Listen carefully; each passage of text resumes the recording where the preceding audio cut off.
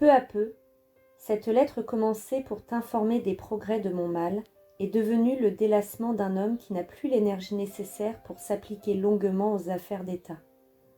La méditation écrite d'un malade qui donne audience à ses souvenirs. Je me propose maintenant davantage.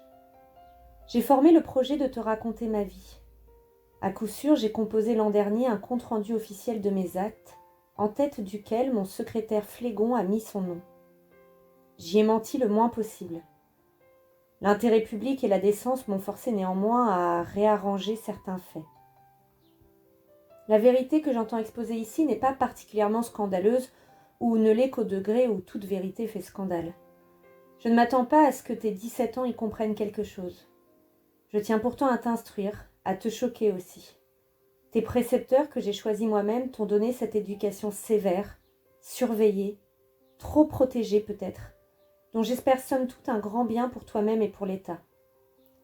Je t'offre ici comme correctif un récit dépourvu d'idées préconçues et de principes abstraits, tiré de l'expérience d'un seul homme qui est moi-même. J'ignore à quelle conclusion ce récit m'entraînera.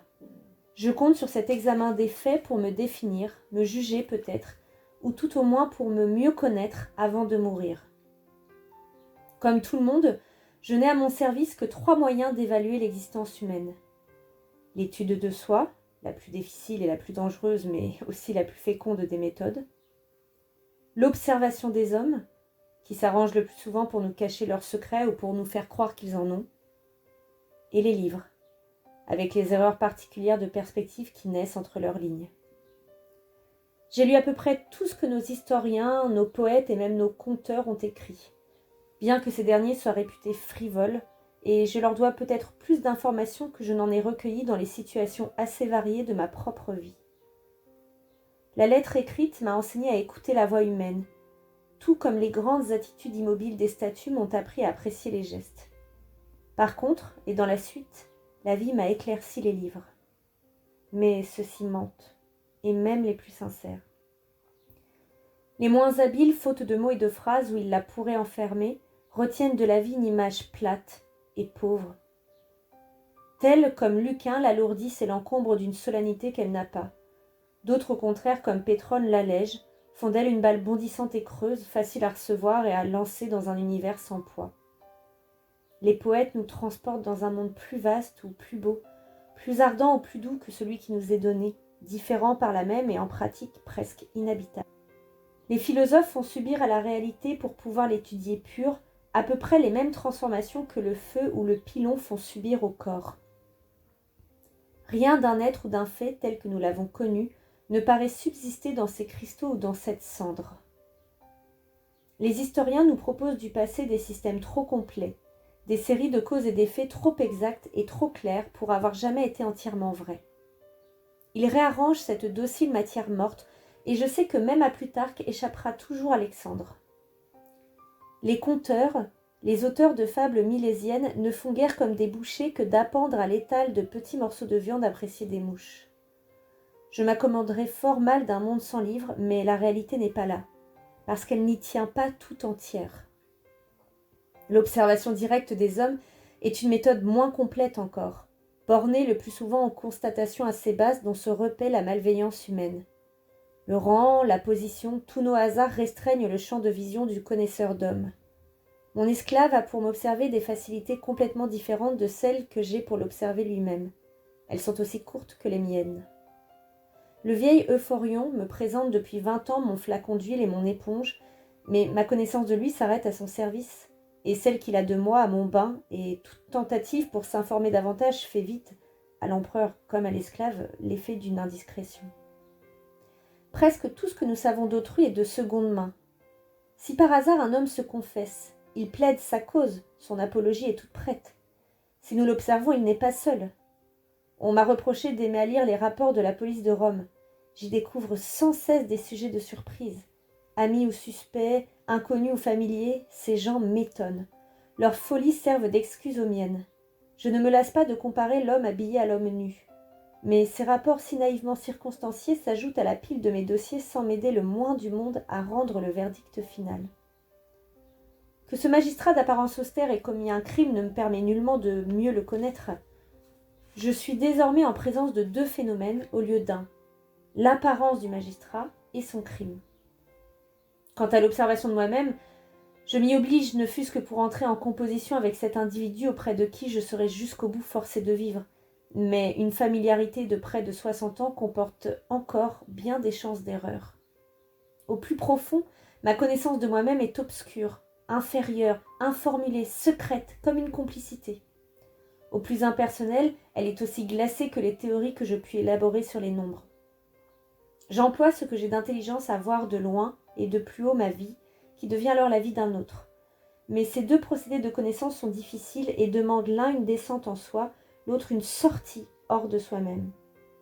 Par inertie, je tends comme tout le monde à leur substituer des moyens de pure routine, une idée de ma vie partiellement modifiée par l'image que le public s'en forme, des jugements tout faits, c'est-à-dire mal faits, comme un patron tout préparé auquel un tailleur maladroit adapte laborieusement l'étoffe qui est à nous. Équipement de valeur inégale, outils plus ou moins émoussés, mais je n'en ai pas d'autres, et c'est avec eux que je me façonne tant bien que mal une idée de ma destinée d'homme. Quand je considère ma vie, je suis épouvantée de la trouver informe. L'existence des héros, celle qu'on nous raconte, est simple, elle va droit au but, comme une flèche.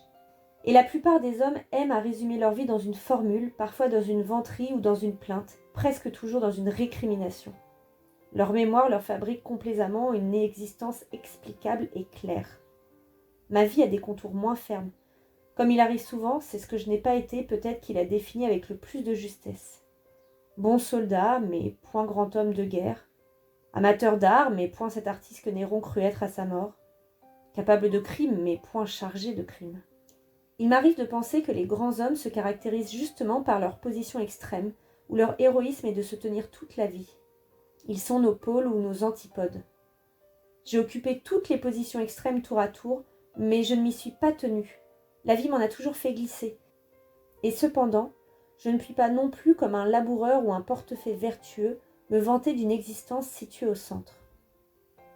Le paysage de mes jours semble se composer, comme les régions de montagne, de matériaux divers entassés pêle-mêle. J'y rencontre ma nature déjà composite, formée en partie égale d'instinct et de culture. Ça et là affleurent les granits de l'inévitable, partout les éboulements du hasard. Je m'efforce de reparcourir ma vie pour y trouver un plan, y suivre une veine de plomb ou d'or, ou l'écoulement d'une rivière souterraine, mais ce plan tout factice n'est qu'un trompe-l'œil du souvenir. De temps en temps, dans une rencontre, un présage, une suite définie d'événements, je crois reconnaître une fatalité, mais trop de routes ne mènent nulle part, trop de sommes ne s'additionnent pas. Je perçois bien dans cette diversité, dans ce désordre, la présence d'une personne, mais sa forme semble presque toujours tracée par la pression des circonstances. Ses traits se brouillent comme une image reflétée sur l'eau. Je ne suis pas de ceux qui disent que leurs actions ne leur ressemblent pas. Il faut bien qu'elles le fassent, puisqu'elles sont ma seule mesure, et le seul moyen de me dessiner dans la mémoire des hommes ou même dans la mienne propre. Puisque c'est peut-être l'impossibilité de continuer à s'exprimer et à se modifier par l'action qui constitue la différence entre l'état de mort et celui de vivant. Mais il y a entre moi et ces actes dont je suis fait un hiatus indéfinissable. Et la preuve, c'est que j'éprouve sans cesse le besoin de les peser, de les expliquer, d'en rendre compte à moi-même. Certains travaux qui durèrent peu sont assurément négligeables, mais des occupations qui s'étendirent sur toute la vie ne signifient pas davantage. Par exemple, il me semble à peine essentiel au moment où j'écris ceci d'avoir été empereur. Les 3/4 de ma vie échappent d'ailleurs à cette définition par les actes. La masse de mes velléités, de mes désirs, de mes projets même, demeure aussi nébuleuse et aussi fuyante qu'un fantôme. Le reste, la partie palpable, plus ou moins authentifiée par les faits, est à peine plus distincte, et la séquence des événements aussi confuse que celle des songes. J'ai ma chronologie bien à moi, impossible à accorder avec celle qui se base sur la fondation de Rome ou avec l'ère des Olympiades. 15 ans aux armées ont duré moins qu'un matin d'Athènes. Il y a des gens que j'ai fréquentés toute ma vie et que je ne reconnaîtrai pas aux enfers. Les plans de l'espace se chevauchent aussi. L'Égypte et la vallée de Tempé sont toutes proches, et je ne suis pas toujours à Tibur quand j'y suis. Tantôt ma vie m'apparaît banale, au point de ne pas valoir d'être, non seulement écrite, mais même un peu longuement contemplée, nullement plus importante même à mes propres yeux que celle du premier venu. Tantôt elle me semble unique, et par là même sans valeur, inutile, parce qu'impossible à réduire à l'expérience du commun des hommes. Rien ne m'explique. Mes vices et mes vertus n'y suffisent absolument pas. Mon bonheur le fait davantage, mais par intervalles, sans continuité, et surtout sans acceptable cause. Mais l'esprit humain répugne à s'accepter des mains du hasard, à n'être que le produit passager de chances auxquelles aucun dieu ne préside, surtout pas lui-même. Une partie de chaque vie, et même de chaque vie fort peu digne de regard, se passe à rechercher les raisons d'être, les points de départ, les sources. C'est mon impuissance à les découvrir qui me fit parfois pencher vers les explications magiques, chercher dans les délires de l'occulte ce que le sens commun ne me donnait pas. Quand tous les calculs compliqués s'avèrent faux, quand les philosophes eux-mêmes n'ont plus rien à nous dire, il est excusable de se tourner vers le babillage fortuit des oiseaux ou vers le lointain contrepoids des astres.